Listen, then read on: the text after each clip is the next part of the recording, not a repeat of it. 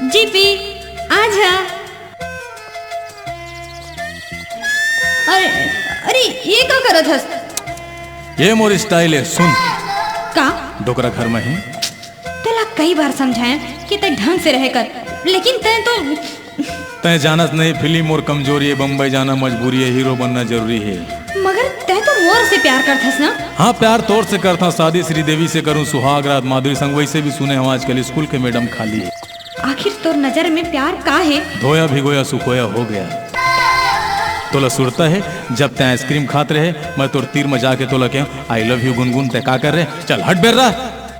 GP एक परत मोर प्यार के खातिर गुस्सा उतार दे।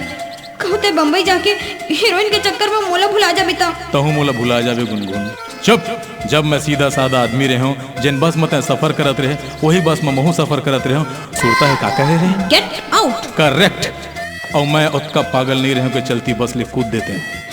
तय तो कहत रहे गुनगुन मैं तोर बिना जिंदा नहीं रह सको, तोर आँखी जोगनी बरोबर है। हाँ, माइंड घूम गई से ऐसे थी कहत रहे हो। तोर जैसे हजारों ट्री मोर आगू पाछू घूमते, समझे? हट हट हट, गेट आउट।